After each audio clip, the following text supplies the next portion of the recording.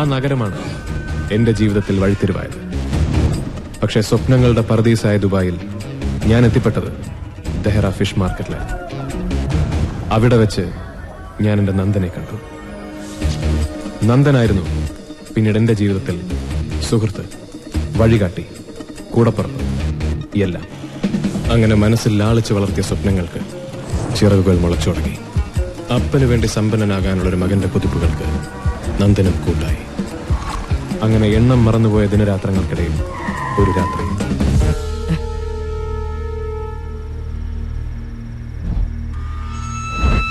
കൊച്ചു, എന്തോ പ്രശ്നമുണ്ട്, നീ വണ്ടി തിരികെ. കൊച്ചു,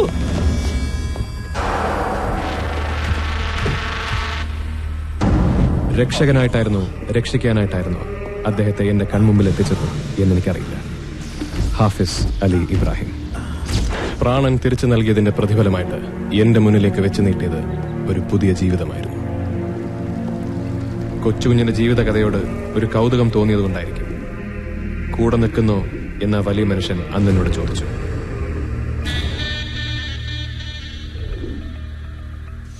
ലക്ഷ്യത്തിലെത്താൻ ഇറങ്ങി പുറപ്പെട്ടവന്റെ ജീവിതം ജയിച്ചു കാണിക്കാൻ അങ്ങനെ വടക്കൻ വീട്ടിൽ കൊച്ചുകുഞ്ഞ് ഹാഫിസ് അലി ഇബ്രാഹിമിന്റെ വലങ്കയായി. പ്രത്യക്ഷത്തിൽ ഒരു ഷിപ്പിംഗ് കമ്പനി ആയിരുന്നുവെങ്കിലും നിയമത്തിന്റെ ഇരുവശങ്ങളിലുമായി ഗൾഫ് എമ്പാടും പടർന്നു കിടന്നിരുന്നു ഹാഫിസ് ഭായിയുടെ സാമ്രാജ്യം. മുഹമ്മദിന്റെ പുണ്യഭൂമിയിലെ വാഴ്ത്തപ്പെടാത്ത സുൽത്താനായിരുന്നു ഹാഫിസ് അലി ഇബ്രാഹിം. ബാപ്പയ്ക്ക് ഇതിന് തടസ്സം നിൽക്കാൻ എന്ത് അധികാരമാണുള്ളത്? മക്ക ഷിപ്പിംഗ് ആൻഡ് ലോജിസ്റ്റിക്സിന്റെ ബോർഡ് ഓഫ് ഡയറക്ടേഴ്സിന്റെ അംഗങ്ങളാണ് ഞങ്ങൾ 3 പേരും. ഇത് ഞങ്ങൾ കൊടുത്ത വാക്കാ. ഇത് നടക്കാതെ പോയ കോടികളുടെ നഷ്ടം മാത്രമല്ല സംഭവിക്കുക, പുറത്തിറങ്ങി നടക്കാൻ പറ്റാതാവും ഞങ്ങൾക്ക്. പറ്റാതാകണം, എന്നാലേ നീയൊക്കെ പഠിക്കൂ. കൊല്ലം കുറെയായി ഹാഫിസ് അലി ഇബ്രാഹിമിന്റെ നിഴലിൽ ജീവിക്കാൻ തുടങ്ങി ഞങ്ങൾ 3 പേരും. ഇനി ഞങ്ങൾക്കും വേണം ഒരു ജീവിതം. അതിന് വിളങ്ങ് തടിയായി നിൽക്കുന്നവരെ എങ്ങനെ ഒഴിവാക്കണമെന്ന് ഞങ്ങൾക്കറിയാം. അത് സ്വന്തം ബാപ്പയായാലും. മതിയടാ, വൈകാതെ ഒരു ദിവസം ഇത് കേൾക്കേണ്ടി വരുമെന്ന് എനിക്കറിയാമായിരുന്നു. ഇനി ഹാഫിസ് ഭായിയുടെ വീട്ടിലും ഈ ബാപ്പയുടെ മനസ്സിലും ഈ 3 മക്കൾക്ക് സ്ഥാനമില്ല. ഇറങ്ങിക്കോണം ഇപ്പോ, ഈ നിമിഷം.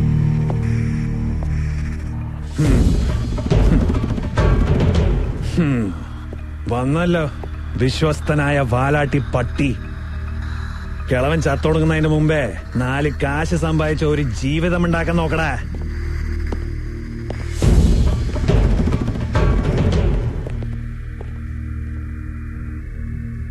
എന്താ ഭായി പ്രശ്നം? പ്രശ്നം എന്റെ വിധിയാണ്. ജന്മം കൊടുത്ത മക്കളായി പോയില്ലേ. കർമ്മം കൊണ്ട് ഒഴിഞ്ഞാലും ധർമ്മം കൊണ്ട് ഒഴിയില്ലല്ലോ ആ ബന്ധം.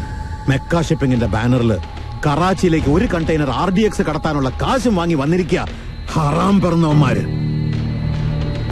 ഹാഫിസ് അലി ഇബ്രാഹിമിന്റെ കയ്യില് ഇന്ന് വരെ ഒരു നിരപരാധിയുടെയും ചോര വീണിട്ടില്ല. ഇനി വീഴ്ത്തിക്കയില്ല ഞാൻ.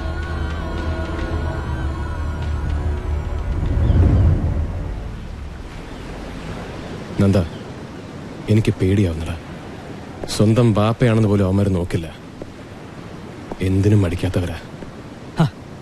പേടിക്കാതിരിക്കും കൊച്ചു, നീയില്ലേ കൂടെ. പോരാത്തതിന് അയാള് ദാനം കൊടുത്ത ആയിരക്കണക്കിന് ജീവിതങ്ങളുടെ പ്രാർത്ഥനയും.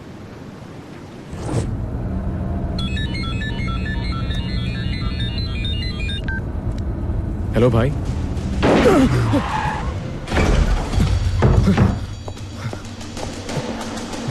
ഹായ്.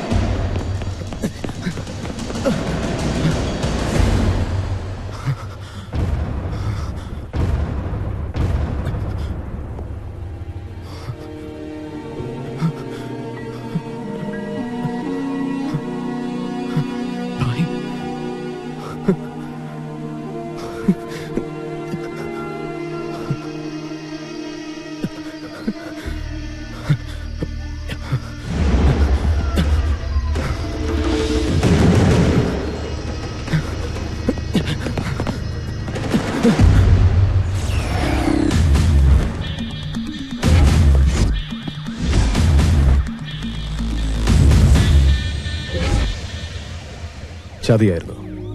സ്വന്തം അച്ഛനെ പോലെ സ്നേഹിച്ച ആ മനുഷ്യന്റെ കൊലപാതക കുറ്റം എന്റെ തലയിൽ കെട്ടിവെച്ചതിന്റെ പേരിൽ 4 കൊല്ലം നരകിച്ചു ഞാൻ ദുബായ് ജയിലിൽ. 4 കൊല്ലം വേണ്ടി വന്നു എന്റെ നിരപരാധിത്വം തെളിയിക്കപ്പെടാൻ. ഒടുവിൽ തെളിയിക്കപ്പെട്ടതിന്റെ പിന്നിൽ എന്റെ ജീവിതത്തിലെ അടുത്ത അധ്യായമായിരുന്നു അഡ്വക്കേറ്റ് ആനന്ദ് ശർമ്മ. பல வருஷங்களுக்கு முன்னாடியே அவர் பிள்ளைங்களை பத்தி அவருக்கு தெரிஞ்சிருக்கு. அதனாலதான் அவர் கஷ்டப்பட்டு சம்பாதிச்ச சொத்தை அவங்க பேருக்கு அவர் எழுதி வைக்கல. ആഫീസ് അലി ഇബ്രാഹിമിന്റെ സാമ്രാജ്യം ഇനി നിന്റെ കയ്യിലാണ്. പകർന്നു കിട്ടിയ ഉത്തരവാദിത്വത്തിന്റെയും സംരക്ഷിക്കാൻ കിട്ടിയ സാമ്രാജ്യത്തിന്റെയും ബലത്തിൽ അങ്ങനെ വടക്കൻ വീട്ടിൽ കൊച്ചുകുഞ്ഞ് ഭായിയായി.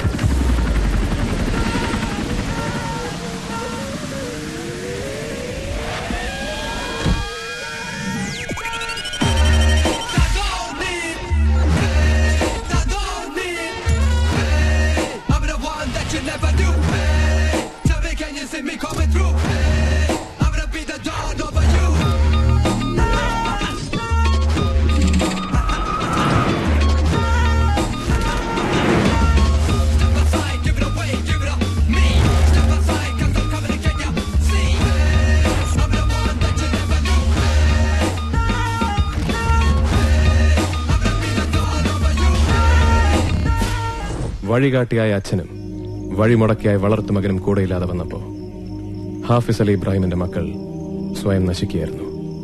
ഒരു തെറ്റിൽ നിന്നും മറ്റൊരു തെറ്റിലേക്ക്. പക്ഷെ ഒടുവിൽ പിടിക്കപ്പെട്ടു. ഇവിടെ ഇന്ത്യയിൽ വെച്ച് തൂത്തുക്കുടി ഹാർബറിൽ വന്നിറങ്ങിയ 2 carton AK-56 rifles Tamil Nadu police കണ്ടെടുത്തു. ജീവപര്യന്തമായിരുന്നു. അത് പിന്നീട് പണത്തിന്റെയും സ്വാധീനത്തിന്റെയും ബലത്തിൽ 5 വർഷമായി ഇളവിയത് കിട്ടി. ഒരു കണക്കിന് ഇങ്ങനൊരു ഫ്ലാഷ് ബാക്ക് ഓപ്പൺ ചെയ്യാൻ ഇന്ന് എന്തുകൊണ്ട് നല്ല ദിവസമാണ്. ഹാഫിസ് ഭായുടെ മക്കളുടെ 5 വർഷത്തെ ജയിൽവാസം ഇന്ന് അവസാനിക്കുകയാണ്. കൊച്ചനെ, നിന്റെ അപ്പനെ എനിക്കൊന്ന് കാണാൻ പറ്റൂടാ? കാണും. നീ മാത്രമല്ല, വടക്കൻ വീട്ടിലെ എല്ലാ പ്രമാണിമാരും എന്റെ അപ്പനെ കാണും. വൈകാതൊരു ദിവസം. പക്ഷെ അതിനു മുമ്പ് കഴിഞ്ഞ 6 വർഷങ്ങളായി ഞാൻ ചുമക്കുന്ന ഒരു ഭാരം നാളെ ഇറക്കി വെക്കാൻ പോവുകയാണ്.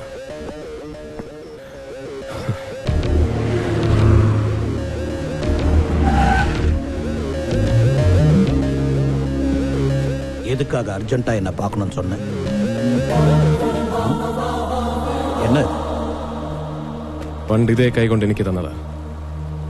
ഹാഫിസ് അലി ഇബ്രാഹിമിന്റെ സമ്പാദ്യം എന്റെ പേർക്ക് എഴുതി വെച്ചതിന്റെ പ്രമാണം. 6 കൊല്ലം സ്വന്തം മകന്റെ സ്ഥാനത്ത് നിന്ന് സ്നേഹിച്ചതിന് എനിക്ക് കിട്ടിയ പ്രതിഫലമാണിത്. ഇതിന്റെ പേരിലാണ് ആ ചോരയിലുണ്ടായ മക്കൾക്ക് എന്നോട് ശത്രുതയെങ്കിൽ അതിങ്ങനെ തീരട്ടെ. எதுக்காக என்ன இவ்வளவு தூரம் கூப்பிட்டு இதையெல்லாம் சொல்லிட்டு இருக்கு? அவர் இப்போ ജയിലിലായിരുന്നു ഇന്നലെ വരെ.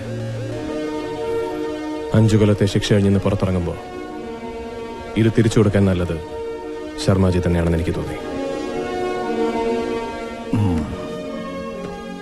നന്നായി. உன் நல்ல மனசுக்கு நீ எவ்வளவோ சம்பாதிச்சிட்ட. இந்த சொத்துக்காக அவங்களுக்கு உன் மேல இருக்கிற பகை முடியுதுன்னா அது முடியட்டும். போறேன்.